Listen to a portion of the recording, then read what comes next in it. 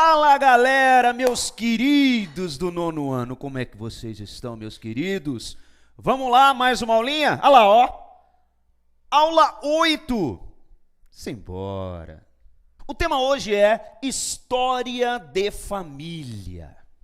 Professor, eu tenho uma história de família muito legal que eu queria contar pro senhor antes de o senhor começar a aula, porque é um negócio que aconteceu. Pode ser depois?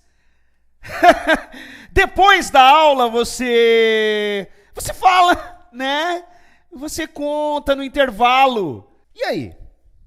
História de família pode ser arte? Você pode pegar a história de uma família e fazer daquilo virar uma obra de arte? Que loucura, né? Vamos ver se isso é possível? Vamos embora. As histórias de família fazem parte da vida e muitas encenações apresentam enredos que retratam as relações familiares. Bom, se a gente for caracterizar o cinema, o teatro, como obra de arte, sim, né? Sim, claro. Até no enredo de uma música, quando conta a história da família de uma pessoa, dentro do enredo musical também, não é? Porque a música, na verdade, são fatos rápidos, né? Um contexto bastante resumido da vida de uma pessoa. Mas pode ser, sim, claro, por que não? Agora, os filmes contam uma história mais elaborada da vida das pessoas, né? E, evidentemente, são mais apreciados no sentido mais amplo da arte. Nós podemos falar da arte literária, não é verdade? E por que não dizer que a história de vida do próprio autor, enfim, uma história fictícia, inventada por ele, da vida de familiar de uma pessoa, né? Pode ser contada num livro, principalmente livros biográficos, não é? Que contam a vida de uma pessoa famosa. Então, evidentemente que pode, sim, histórias de família estar dentro dos contextos artísticos. Nessa imagem, você pode observar uma cena de Romeu e Julieta, tragédia do dramaturgo inglês William Shakespeare, que nasceu em 1564 e morreu em 1616, adaptada para o cinema pelo diretor italiano Franco Zeffirelli, nascido em 1923. A obra trata do amor impossível entre dois jovens oriundos, quer dizer, que vieram de famílias inimigas. Bom, aqui está uma foto de Romeu e Julieta, que são aqui interpretados por esses dois atores, né? Que foi, evidentemente, uma adaptação para o cinema. Você já ouviu falar de Romeu e Julieta e da história que envolve esses dois, esse casal e, consequentemente, a família de ambos? Evidentemente que já, né? Agora, você já apreciou um filme de Romeu e Julieta? Claro, tem vários filmes, né, adaptados. Porém, você já viu algum? Essa história literária, vamos dizer assim, porque partiu, evidentemente, de um contexto teatral. Na verdade, é uma história feita para teatro e que foi adaptada para o cinema. Com certeza é uma obra-prima, tanto da literatura quanto das artes cinematográficas e também da arte teatral. Então ela envolve essas três linguagens, né? E com certeza tem uma expressividade enorme e mundial. Bom, quem criou, né, o Romeu e Julieta, essa história incrível, foi William Shakespeare. Vamos conhecer um pouquinho sobre esse autor. Está aqui a imagem, né, de William Shakespeare. Olha só, né, a barbinha, tem um brinquinho aqui de argola, né, moderno para a época, né? Moderno, por quê? Porque ele foi batizado em 26 de abril de 1564. Quer dizer, William Shakespeare. Ele nasceu em Stratford upon Avon e morreu também na mesma cidade em 23 de abril de 1616, aos 52 anos de idade. Ele foi vítima de um tumor em um olho, sim, no olho esquerdo, não em consequência de bebedeira, como diziam, né? Foi um poeta, dramaturgo e ator também, tido como o mais influente dramaturgo do mundo. Bom, dramaturgo é a pessoa que cria peças de teatro.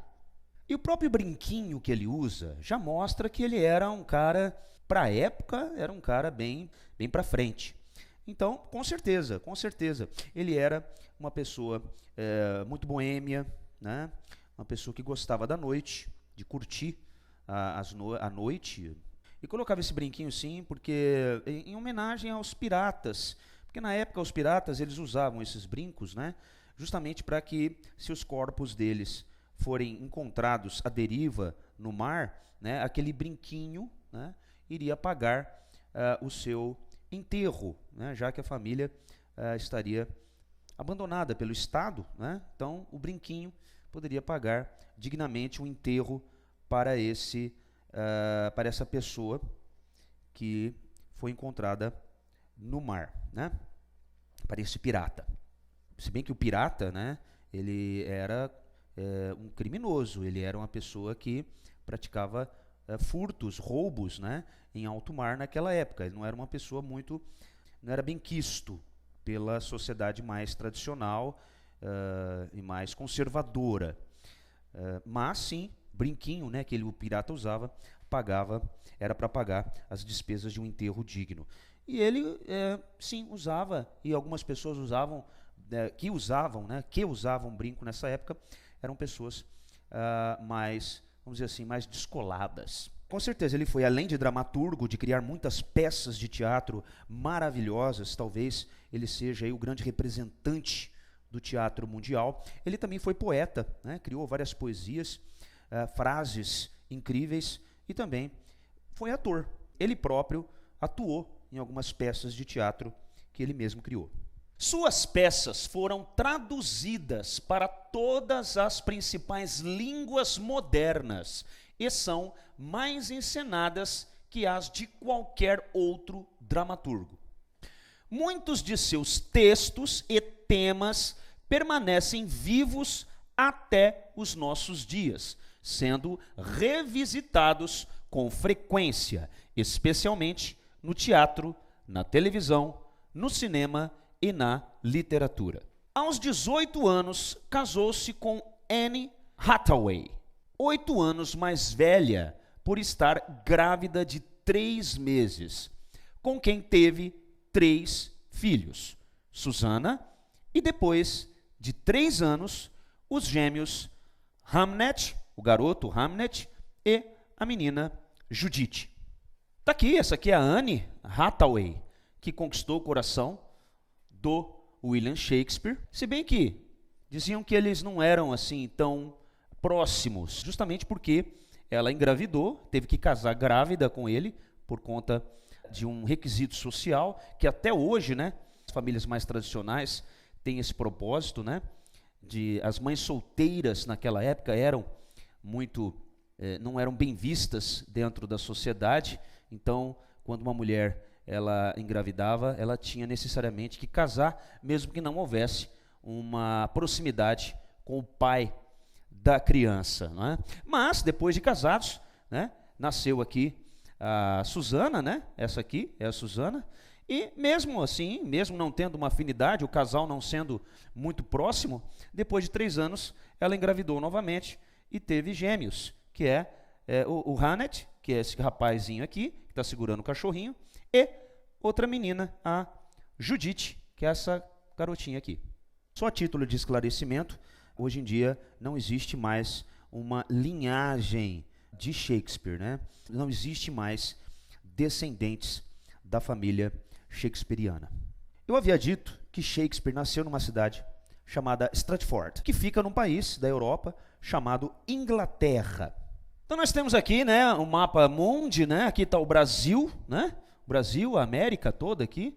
Depois nós, atravessando o Atlântico, né, o Oceano Atlântico, a gente chega aqui no continente africano. Depois mais para cá tem o continente asiático, né, onde fica a China, Índia, Japão. Depois nós temos aqui o continente europeu, não é? Temos mais para cá, como está mostrando aqui, tem a Oceania, né, onde fica ali a Austrália, e aqui é o continente europeu. Exatamente aqui, ó, nesse local é onde fica a Inglaterra. Nós temos a Espanha, né, a Itália, a França, tudo aqui, ó. Então aqui, ó, nessa ilhazinha aqui é onde fica a Inglaterra. E puxando aqui, um pouquinho para esse lado aqui, mostra, ó, aqui, ó, o país, a Inglaterra, aqui, exatamente, quase no centro do país, né, fica a cidade onde William Shakespeare nasceu, Stratford, que o nome completo é Stratford-upon-Avon, mas é mais conhecida como Stratford. Bom, a Inglaterra está aqui, né, fica ali no norte da Europa, né, que realmente faz parte de um complexo de ilhas ali, né, e ela faz divisa aqui com a Escócia e também com o país de Gales, que é outro paísinho aqui, tá? E essa ilha aqui, ó, a Inglaterra, a Escócia e o país de Gales, esses três países aqui são chamados de Grã-Bretanha, tá? Grã-Bretanha. E a Inglaterra, a Escócia, o país de Gales, somado à Irlanda do Norte, que é esse paizinho aqui, ó, que fica junto da Irlanda, que é outra ilha, né? Essa outra ilha aqui tem a Irlanda e a Irlanda do Norte. A Irlanda do Norte, junto com a Escócia, junto com a Inglaterra e junto com o país de Gales, formam o Reino Unido. Bom, e a Inglaterra é um país extremamente desenvolvido, né? As pessoas são muito, muito engajadas na cultura, muito inteligentes, têm uma escolaridade extremamente alta, as pessoas são financeiramente muito bem resolvidas, pouquíssimas pessoas estão na classe, vamos dizer, pobre, né? Então a desigualdade social lá é praticamente mínima. Então, em termos de estrutura, eles são muito bem resolvidos na questão educacional, na questão de saúde, na questão segurança pública, e são muito engajados politicamente falando. E é claro, evidentemente, não é de hoje, né? Isso aí é desde daquela época em que Shakespeare vivia na Inglaterra. Bom, e essa cidade, Stratford-upon-Avon, comumente, né, conhecida como apenas Stratford, é mundialmente conhecida por ser o lugar de nascimento de William Shakespeare.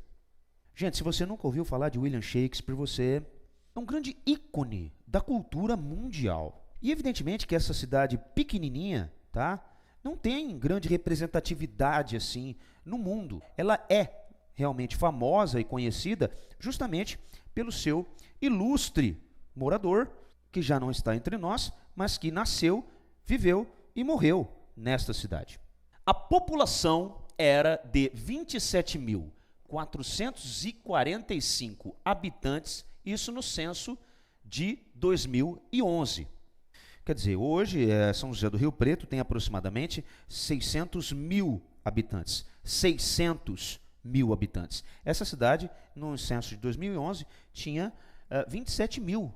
Então é como se fosse um distrito de São José do Rio Preto. Como se fosse uma pequena cidade, como Mirassol, vamos dizer aqui, Cedral, pequenas cidades, realmente muito pequenas. Essa cidade, ela para os padrões das cidades da Inglaterra, realmente um vilarejo. Mas isso não tira a importância das pessoas, isso não tira a cultura dessas pessoas, isso não tira o poder aquisitivo dessas pessoas, isso não tira, evidentemente, nenhuma qualidade das pessoas. Faz com que Shakespeare seja uma pessoa mais importante, talvez, da cidade, tenha uma expressividade, uma relatividade importante dentro daquele contexto, e justamente, né, por ter casado com uma mulher grávida, por ser uma cidade pequena, influenciou com certeza esse casamento, não é?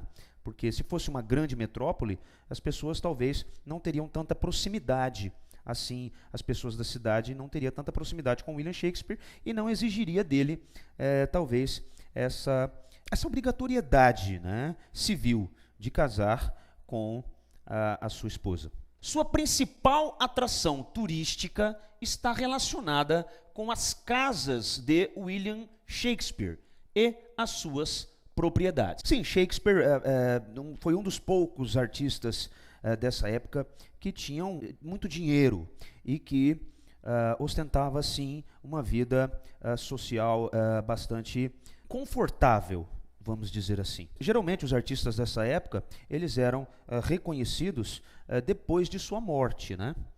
Não foi o caso de Shakespeare, mas ele tinha uma relação familiar muito conturbada, né? Tanto é que o seu testamento, né, que é um documento que a pessoa faz antes de morrer, deixando os seus bens materiais, ele deixou apenas para a sua primeira filha, a Susana. Ele tirou os outros 2 filhos do testamento e também deixou apenas uma cama apenas para a sua esposa. E ele mudou muito o testamento várias vezes, tanto é que o testamento dele tem vários rabiscos, né? Ele riscava o nome, depois colocava de novo, riscava o nome, colocava de novo. Isso dependia muito do momento, né, em que ele estava passando ali com aqueles entes familiares ali, tá? A cidade está vinculada ao teatro e ao turismo e recebe cerca de 3 milhões de visitantes ao ano procedentes de todo o mundo. Justamente por causa de William Shakespeare, essa cidade ela é visitada muito mais do que muitas cidades do mundo. É um ponto turístico mundial. Para você ter uma ideia, tem 27 mil habitantes. Olha só, e ela recebe 3 milhões de pessoas ao ano. Tá? Extraordinária, né, a visita. Não precisa nem ter habitante nessa cidade. Aqui a gente pode ver, né, a cidade, né, essas casinhas de madeira, né? Olha que bonitinha. E aqui é uma das casas de William Shakespeare, né, que ele morou, que ele viveu por muito tempo aqui nessa casa, e é, com certeza, um dos pontos turísticos da cidade mais importantes, e por que não dizer, um dos pontos turísticos da Europa como um todo, né? Então aqui, consequentemente, está do mesmo jeito, ela não foi reformada, ela foi apenas restaurada. Então ela está exatamente como William Shakespeare a deixou. A casa, então, é praticamente um museu de William Shakespeare, né? As pessoas visitam e se sentem, evidentemente, como se Shakespeare estivesse ali e que poderia aparecer ali a qualquer momento. Bom, vamos conhecer agora um pouquinho das obras de Shakespeare, né? Um pouquinho de algumas peças de teatro que ele criou. Por exemplo, Sonho de uma Noite de Verão. É uma comédia, né? Quer dizer, é uma história cômica, engraçada, sobre 4 jovens enamorados, que tinham uma relação íntima, que se encontram e desencontram durante uma noite em um bosque. É por isso que tem aqui o personagem, né, com a cabecinha aqui de um cavalinho. A peça foi escrita por Shakespeare para um casamento na vida real.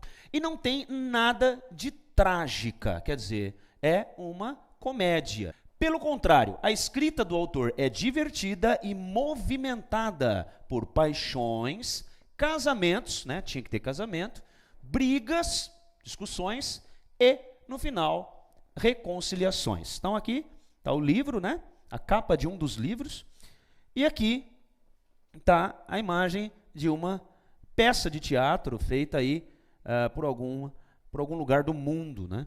Aqui nós vamos ver Hamlet, Hamlet, que é outro grande clássico de William Shakespeare. E é a peça mais longa de William Shakespeare, chegando a durar até 4 horas. Sim, a peça sendo executada exatamente como manda o figurino, da forma que William Shakespeare gostaria que a peça fosse apresentada, com as falas, né, com o contexto, dura aproximadamente 4 horas. Agora você imagina as pessoas ficarem 4 horas assistindo uma única peça de teatro.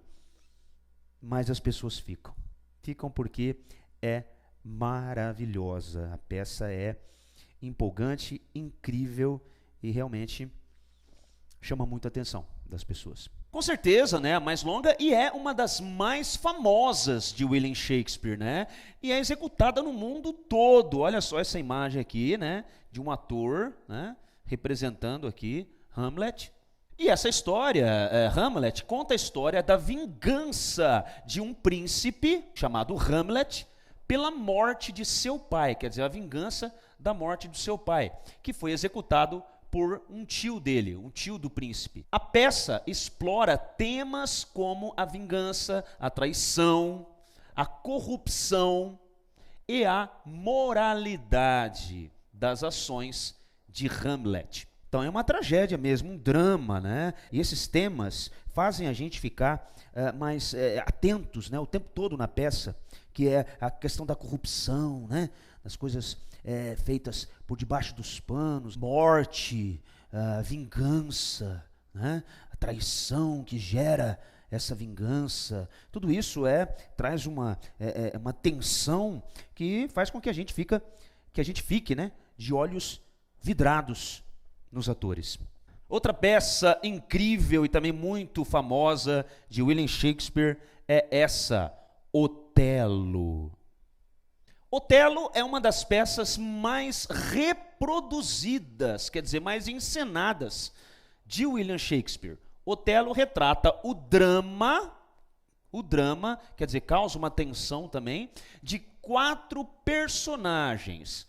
O general Otelo, a sua esposa Desdémona, o tenente Cássio e o oficial Iago. A história gira em torno da rivalidade entre eles, gerando traições, ciúme e assassinatos. Aqui você pode ver também a representação de uma peça de Otelo, né, onde tem aqui a representação destes personagens. Aqui você pode ver o Otelo, né, que era um general. Você pode ver a roupa dele aqui, né, que parece de um oficial. E aqui atrás pode ser outro oficial também, que é o Iago, né? Ou pode ser mesmo o tenente Cássio, aqui atrás. E aqui a sua esposa, a Desdémona. Temos também a Megera Domada, que é outra peça de William Shakespeare muito interessante. Bom, como é que é essa Megera Domada? A Megera Domada é uma das primeiras comédias, quer dizer, uma peça engraçada de William Shakespeare. Também se concentra em temas como o casamento. Ele gostava muito desse tema, né? De relacionamento, de casamento. Talvez até pela experiência que ele teve do próprio casamento. Guerra dos sexos, né? A questão de homem e mulher, né? A guerra de gêneros. E conquistas amorosas, né? Conquistas, paixões, traições, né? E assim vai. Bom, diferente de outras comédias do autor, né? O casamento, nesse caso de Catarina, né? Que é essa atriz aqui está representando a Catarina, e Petrúquio, né? Que é o seu marido, né? Não é a ação final da peça, mas, na verdade, é o ponto de partida, é quando começa a peça e ela vai se desenrolando, né? O contexto vai se desenrolando a partir do relacionamento inicial aí, no relacionamento do casamento, na verdade, de Catarina e Petrúquio, que são os atores principais da peça. Agora, finalmente, vamos falar de Romeu e Julieta, que é o contexto familiar proposto pelos autores do livro, né? Que nós estamos vendo aqui um cartaz de divulgação de um filme contemporâneo dos dias de hoje, né? Romeu e Julieta, de William Shakespeare, encenado aqui pelo ator Leonardo DiCaprio, né? Muito conhecido aí mundialmente. Vamos conhecer um pouquinho da história, então, de Romeu e Julieta. Então, vamos lá, vamos ver quem que é Romeu, quem que é Julieta. Olha só, Romeu foi o filho único da família chamada de Montecchio, família Montecchio. E Julieta também era filha única de uma outra família chamada Capuleto, família Capuleto. Conhecem-se durante um baile de máscaras e apaixonam-se perdidamente. O problema é que Romeu, ele já namorava uma moça, né? Antes de conhecer a Julieta, ele namorava, sim, a Rosalina. Essa aqui tomou um chifrinho. A Rosalina, quando conheceu a Julieta, que era filha da família rival. Gente, eles não sabiam, quando Romeu e Julieta se encontraram nesse baile de máscaras, eles não sabiam que eram filhos de famílias rivais, de famílias que não se gostavam, de famílias inimigas.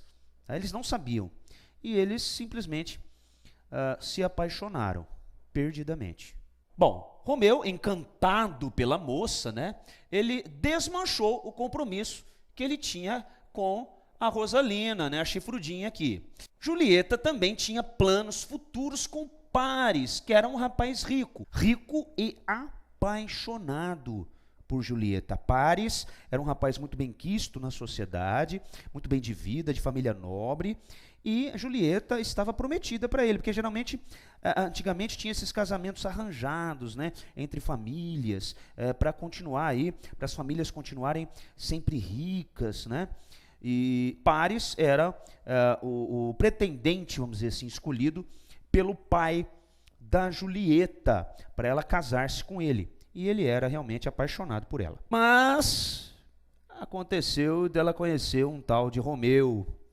E aí, meu amigo, ela também deu um pé na bunda desse Paris.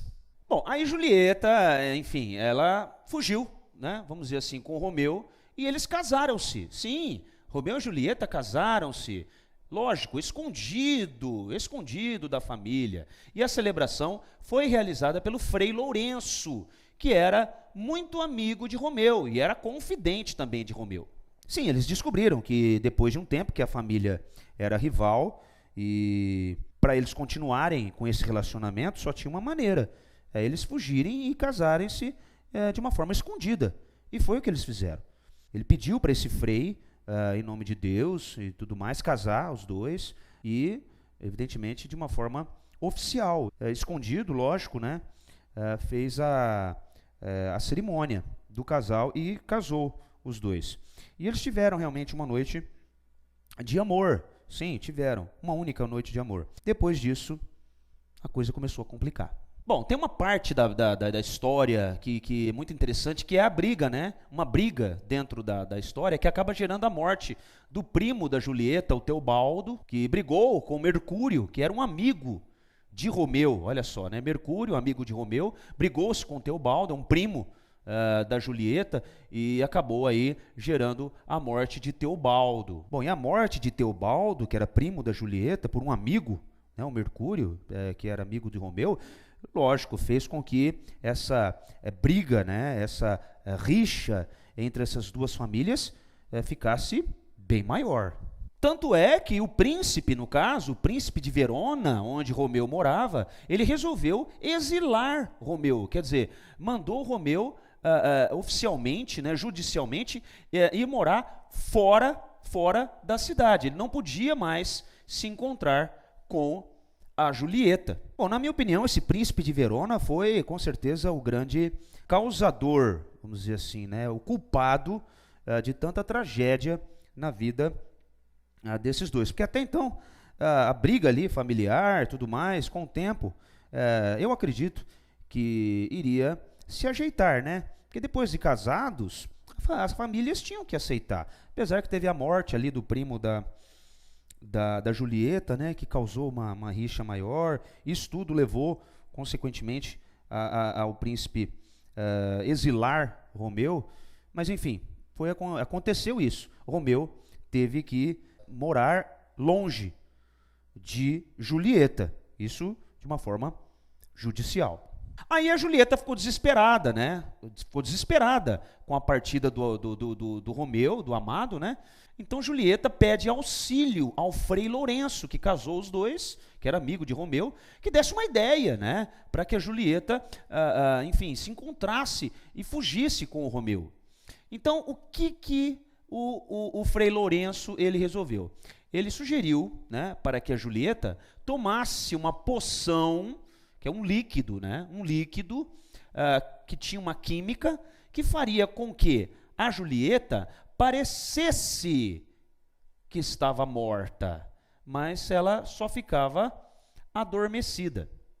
Se existe ou não essa poção, ou esse líquido que tem essa química que faz a pessoa ter um sono tão profundo, que os seus batimentos cardíacos ficam tão baixinhos que praticamente você não tem pulsação e as pessoas acham que você morreu. Se existe ou não, eu desconheço. Porém, como é uma história fictícia, uma história inventada, é possível sim que de repente ali fosse criado essa poção. Então o Frei sugeriu para que ela tomasse essa poção e que fosse declarada como morta, como se tivesse tomado um veneno. E a família, evidentemente, enterrasse ela, mas que naquela época não enterrava a pessoa, colocava ela dentro de uma cripta, que era uma casinha, né? É uma casinha, tipo uma caverninha, assim, e deixava ela em cima de uma pedra. Tá? Não enterrava antigamente. Naquela época não se enterrava a pessoa. Deixava ela ali em cima de uma pedra, em cima de uma mesa. Então, não colocava dentro de um caixão, fechava o caixão, colocava o caixão debaixo da terra, não. Então era possível sim que ela ficasse ali em cima daquela cripta, dentro daquela cripta, né, daquele local, e ela depois, que ela fosse declarada morta e enterrada, entre aspas, né, velada ali, depois de um tempo ela ia acordar, né, daquele sono profundo e iria fugir com o Romeu. Era essa a ideia do Frei, tá? Do Frei Lourenço. A ideia era essa, né? Ela tomar aquilo, porque era uma coisa desconhecida para a época, né? Ninguém sabia que existia essa poção. E, evidentemente, era um plano muito até interessante, que podia dar certo. Então, o que o Frei fez? O Frei manda uma carta, sim, para quem? Para Romeu. Ele manda uma carta para Romeu contando esse plano, né, da Julieta ficar adormecida e tal. Mas Romeu não recebe essa carta, né? Ao contrário, ele fica sabendo que Julieta havia efetivamente morrido. Gente, naquela época não tinha internet, não tinha telefone, não tinha nada disso. Então, os recados eram dados assim pelo correio, né? Carta, ou aqueles garotos de recado, né? Que levavam oralmente a notícia para outra pessoa. Bom, então Frei escreveu a carta explicando tudo para Romeu e pediu para que um garotinho de recado entregasse essa carta. Porém, essa carta ela nunca foi entregue e o que chegou para Romeu foi a notícia realmente de que Julieta havia falecido, assim como toda a sociedade, né, ficou sabendo, porque notícia ruim corre rápido, e correu e chegou essa notícia para Romeu. Bom, aí quem entra em desespero? Aí quem entra em desespero foi Romeu. Aí Romeu fica desesperado, né?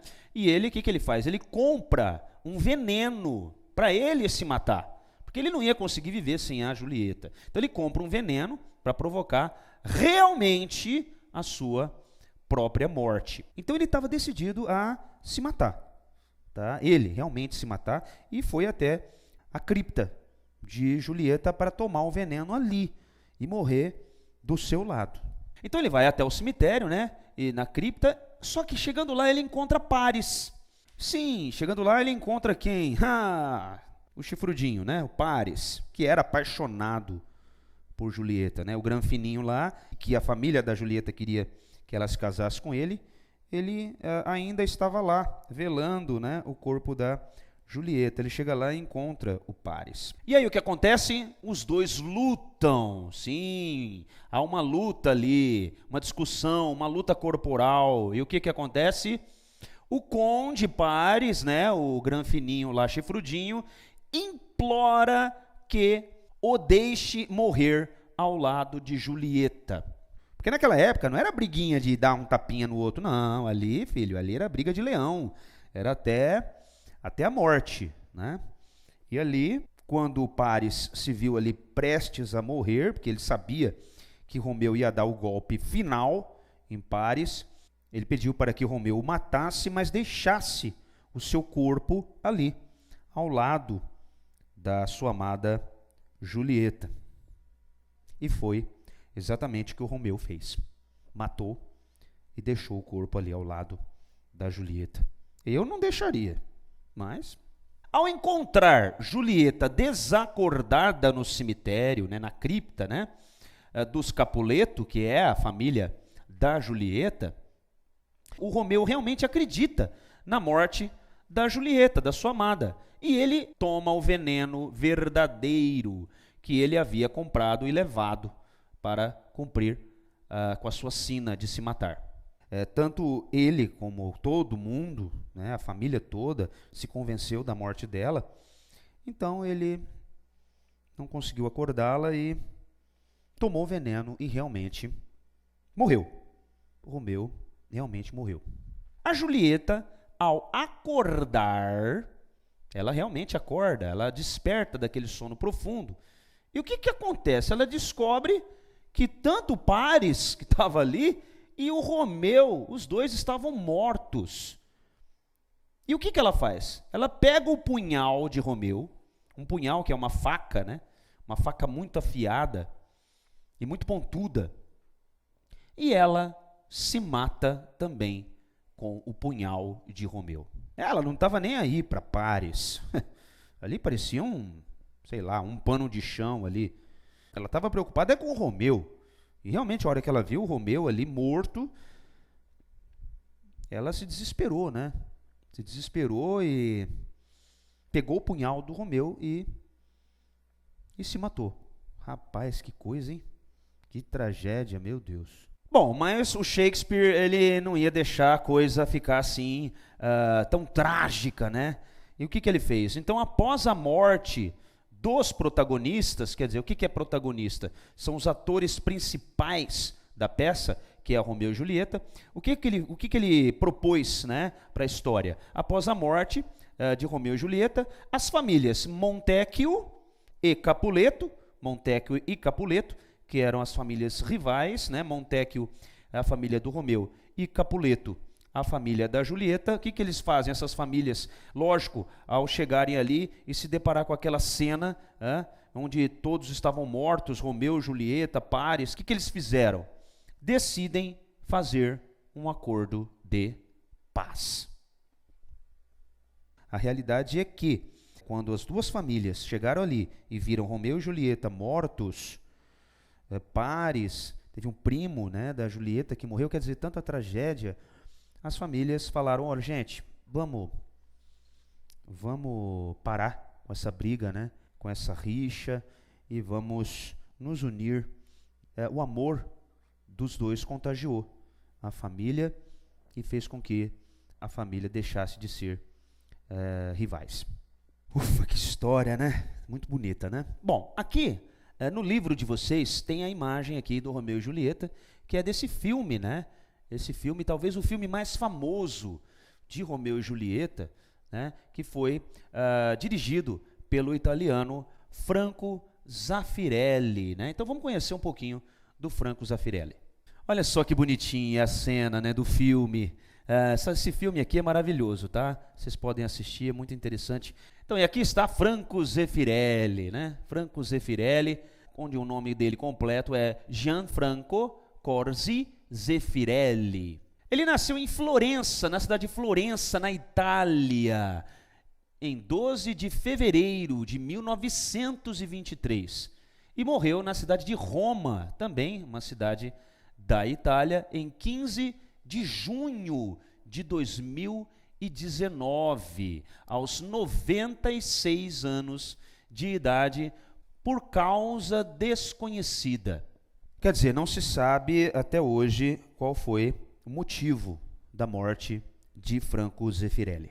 Para quem não sabe, né, vamos voltar ao mapa mundi, né, a Itália fica aqui, ó, tá? Aqui. Então, quer dizer, nós estamos no Brasil, aqui, tá? Estado de São Paulo, aqui, nós estamos bem aqui, ó. Então você atravessa o Oceano Atlântico e vai lá para a Europa. Lembra da Inglaterra, lá de Shakespeare? Então, e é exatamente aqui, né, na Itália, que fica Florença e a cidade de Roma, a cidade natal, onde nasceu Franco Zeffirelli, e, consequentemente, Roma, a cidade que morreu Franco Zeffirelli. Então aqui temos aqui a península, né, que é aquela porção de terra que entra no mar, que é onde fica a Itália, né? A parte da Itália aqui, no próprio continente, e uma outra parte que entra aqui. Tem também algumas ilhas também que fazem parte da Itália, né?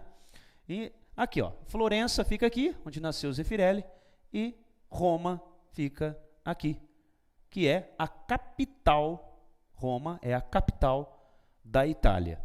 Então essa aqui é a cidade de Florença, né? Florença, uma cidade muito bonita. Florença foi durante muito tempo considerada a capital da moda. A cidade é considerada uma das cidades mais belas do mundo. Destacam-se as diversas e belíssimas catedrais, que são grandes igrejas, né, de épocas e estilos diferentes, né, de construção, arquitetura diferente.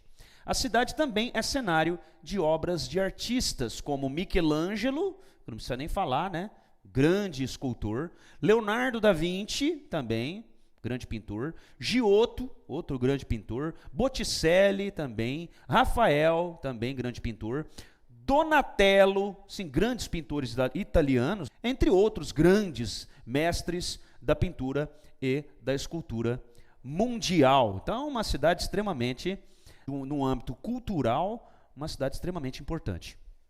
E aqui está Roma, sim, Roma, olha só que coisa impressionante aqui, talvez a construção mais famosa de Roma, que é o Coliseu, né? Coliseu, onde havia aqui grandes batalhas, né, entre os prisioneiros, né, os gladiadores também, os gladiadores com leões e também lutas entre gladiadores, que eram os prisioneiros aí de guerra. Roma é a capital do país, com 2,8 milhões de habitantes. É a maior cidade italiana. Sim, geralmente a maior cidade do país é a capital do país, né? No Brasil que não, né? Em algumas cidades do mundo existem capitais que não são as mais populosas. Uma delas é, no caso, o Brasil.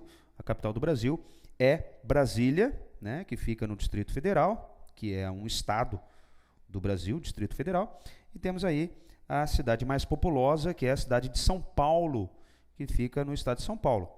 Mas não é a capital do Brasil, a capital é Brasília.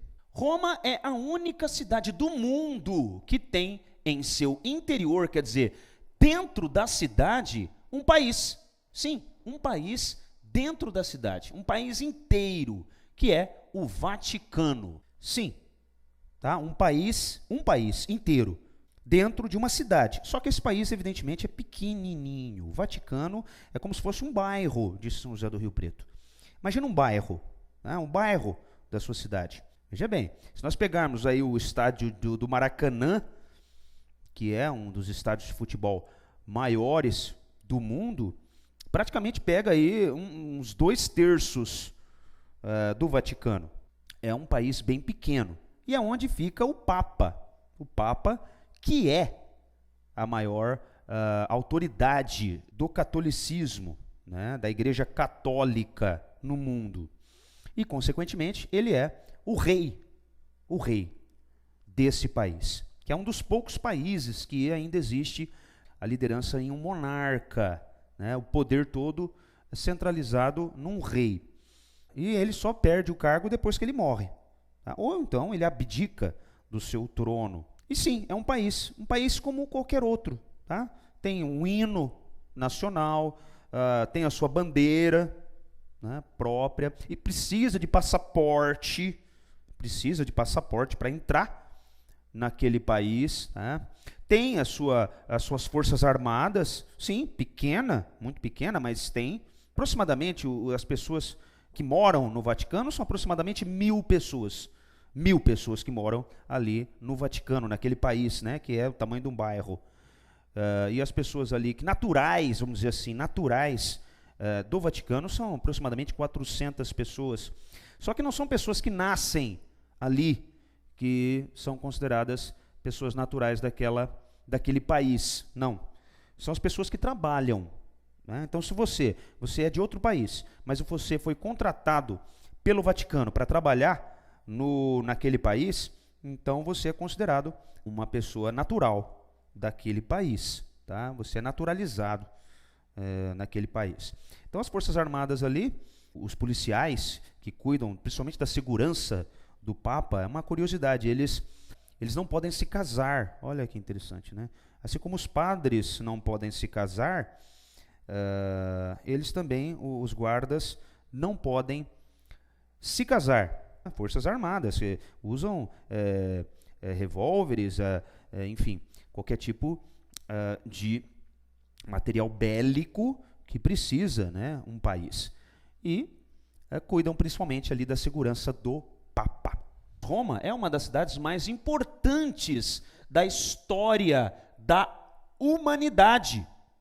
Por quê? Porque é uma cidade muito antiga. Ela foi fundada no ano de 753 antes de Cristo, antes de Jesus Cristo nascer. Sim, quase 1000 anos antes de Jesus nascer, essa cidade já existia no mundo. Então, Roma é uma das mais antigas cidades da Europa, né? O continente europeu, que envolve França, Portugal, Espanha. Então, o seu centro histórico, as construções mais antigas, mais importantes, é classificado pela Unesco como Patrimônio Mundial, que envolve aí os monumentos, né, os museus, tais como o Coliseu, que é esse aqui, esse monumento aí, essa construção arquitetônica, que está, evidentemente, entre os destinos turísticos mais visitados do mundo. Sim, porque foram justamente os romanos que criaram o cimento, né? Porque até então era pedra sobre pedra, né? Lembra das pirâmides do Egito? Não tinha cimento. Então, a partir do momento que os romanos criaram o cimento, foi possível esse tipo de construção aí, que deu origem, evidentemente, aos estádios de futebol. A construção dos estádios, né, a arquitetura dos estádios, foi inspirada no Coliseu. Bom, por hoje é só. Fiquem com Deus e até a próxima aula, pessoal. Beijo, valeu!